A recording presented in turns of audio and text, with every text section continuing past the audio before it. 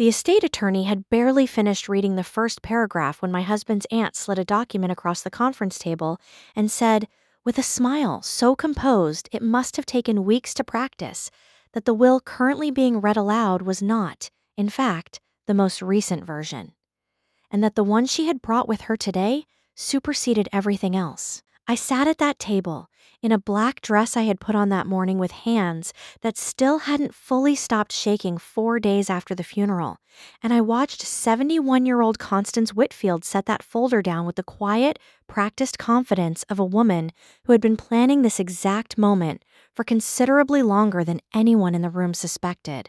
What Constance didn't know. Sitting there at the head of that conference table, her lawyer 2 chairs to her left, her expression already arranging itself into the performance of magnanimous, reluctant honesty. Was that the estate attorney had, in his locked desk drawer, not 6 feet from where she was sitting, a sealed envelope that my husband Daniel had personally delivered to his office 14 months before he died. On the front of that envelope, in Daniel's handwriting, were 7 words.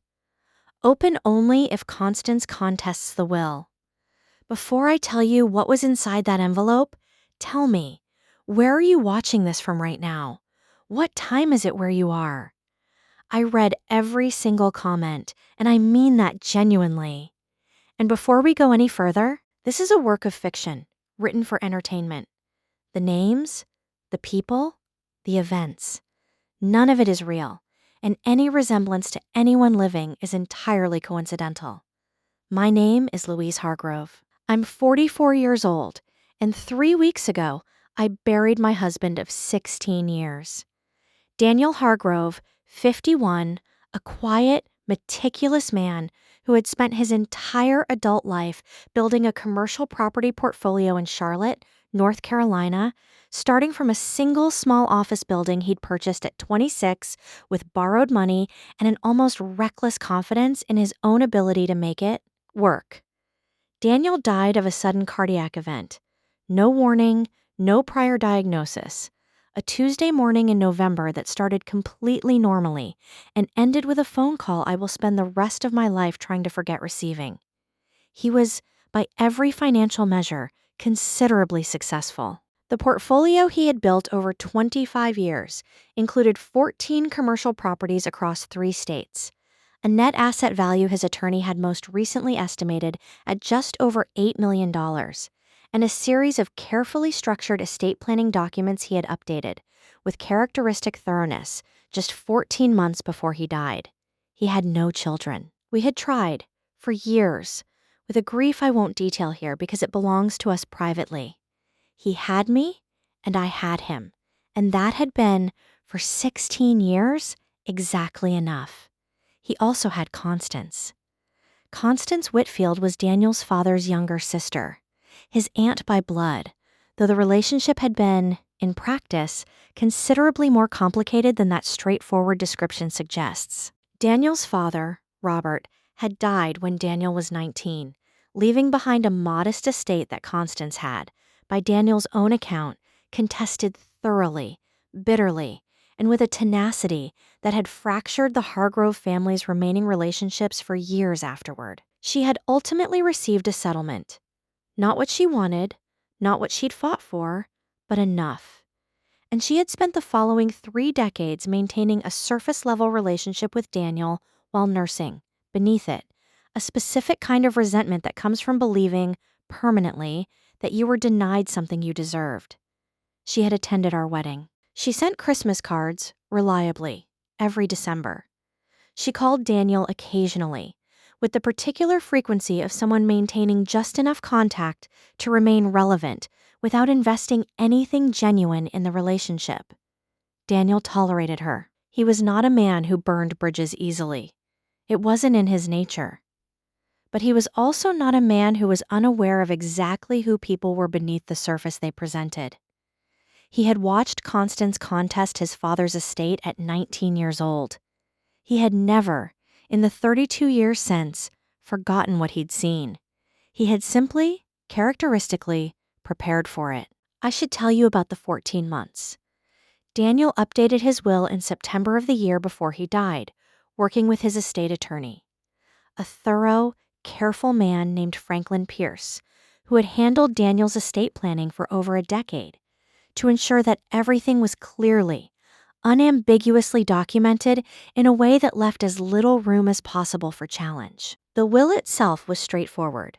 The entirety of Daniel's estate, including all 14 commercial properties, all liquid assets, and all associated business entities, passed to me as sole beneficiary. There were specific charitable bequests: a hospital wing in his father's name, an endowment to the engineering school at his alma mater, and a series of smaller personal gifts to longtime employees and friends. Nothing to Constance, who had received her share of the Hargrove estate decades earlier, a fact that was specifically and deliberately noted in the document's supporting language. But it was the conversation Daniel had with Franklin Pierce at the end of that same September meeting that mattered most for what happened at the will reading.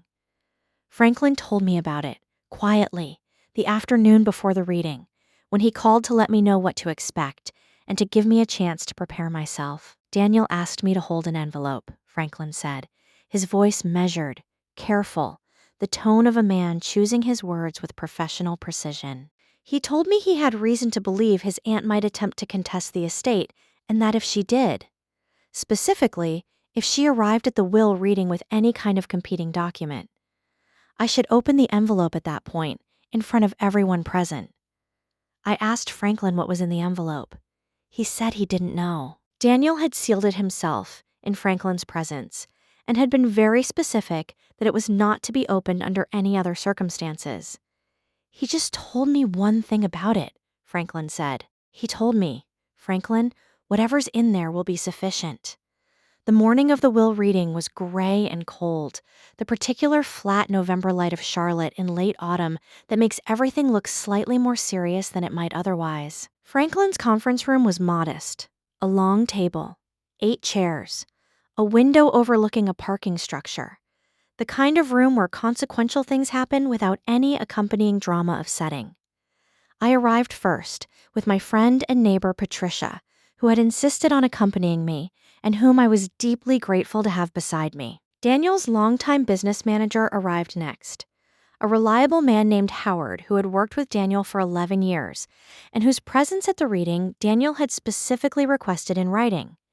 And then Constance arrived. She came with her own attorney, a sharp-faced man in an expensive suit who introduced himself as Gerald Marsh from a firm I didn't recognize, and with a leather portfolio under her arm that she carried with the particular careful deliberateness of someone transporting something they consider valuable. She hugged me at the door, warmly, her perfume the same one she'd worn at our wedding 16 years ago.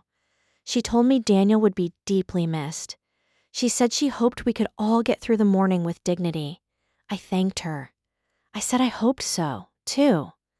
I already knew, from Franklin's call the previous afternoon, exactly what was coming. I sat down, folded my hands on the table, and I waited. Franklin opened the reading formally, working through the standard preliminary language with the calm, deliberate pace of a man who had presided over hundreds of these proceedings and understood that rushing served no one. He had reached the second page, the section outlining the transfer of the 14 commercial properties, when Constance's attorney held up one hand and said, smoothly, Franklin, I apologize for the interruption. Before we continue, my client has something she'd like to present to the room. Constance opened her leather portfolio. She removed a document, perhaps 12 pages, neatly bound, official-looking, and slid it across the table toward Franklin with both hands, the gesture deliberate enough to suggest she had rehearsed exactly how to make it look authoritative. This, Constance said, her voice carrying the composed, reasonable tone she had apparently decided upon, is a more recent version of Daniel's will, dated 8 months after the document you're currently reading. Daniel and I had several conversations in the final year of his life about his estate, about the fact that he had no children, about what it meant for the Hargrove legacy to pass entirely outside of blood family. He asked me to help him think through his options, and ultimately, he decided to update his estate planning to ensure that the core commercial portfolio, The properties that represent the true Hargrove family legacy would remain within the family bloodline. She looked at me, briefly, with an expression I can only describe as calculated sympathy. The look of someone performing reluctance at delivering news they are actually very pleased to deliver. "I know this is difficult, Louise," she said. "I genuinely do. But I think Daniel, ultimately, wanted this to be handled honestly.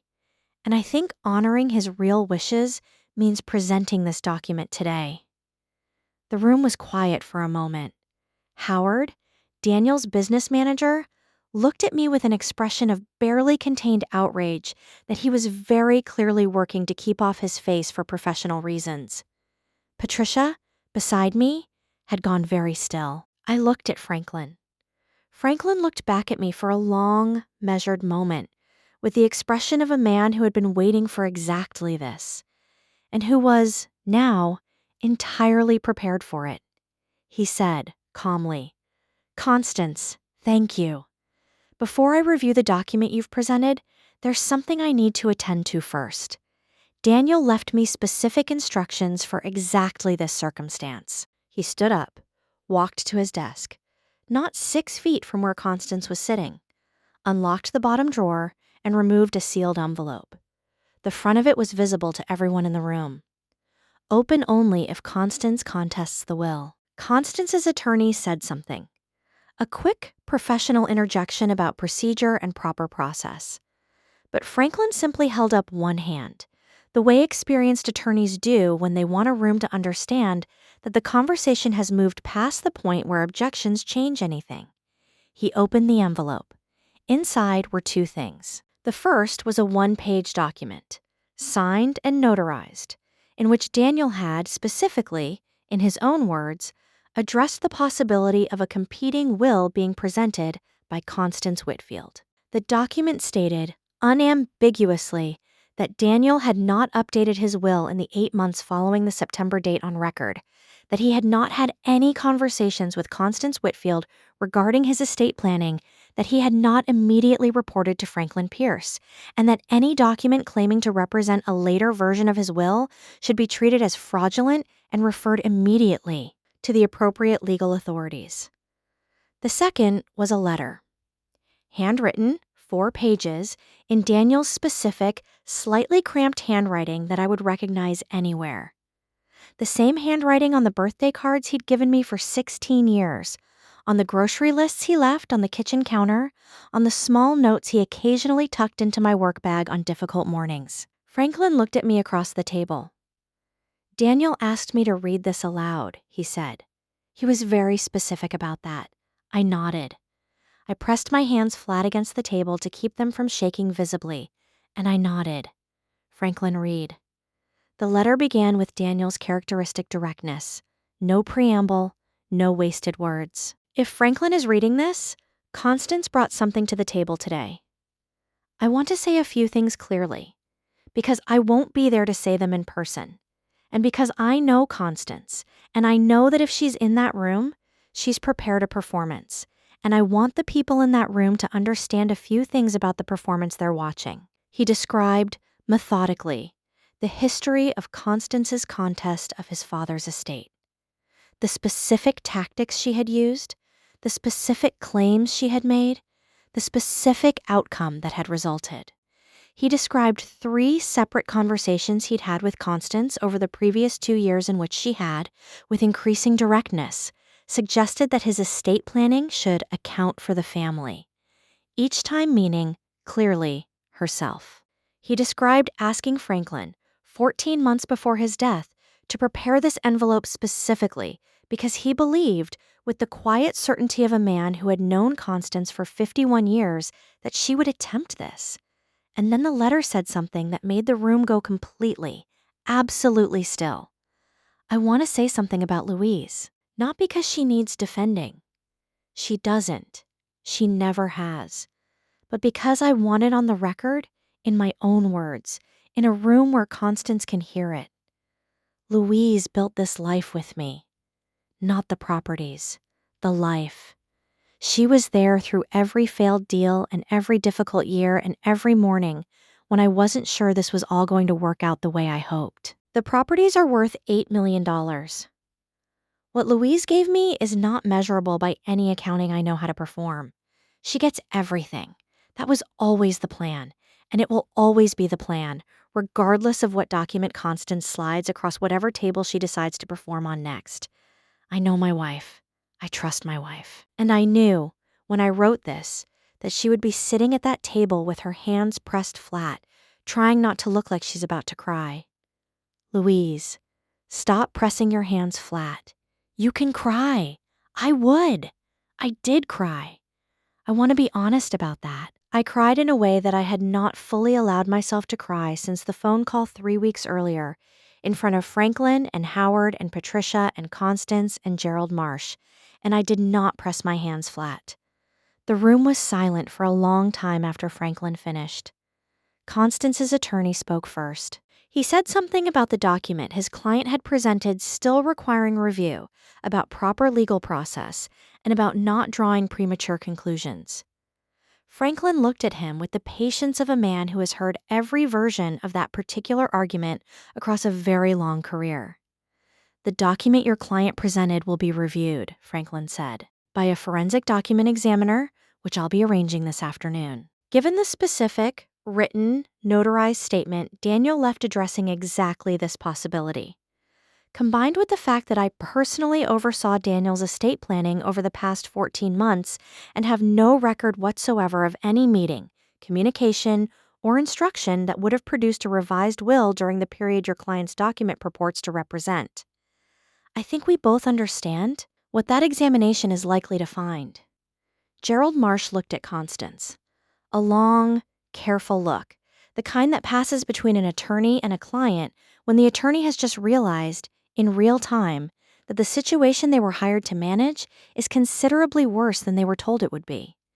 Constance said nothing. She picked up her leather portfolio from the table, stood up, straightened her jacket with both hands, and walked out of that conference room without saying another word to anyone. Not to Franklin, not to Howard, not to Patricia, and not to me.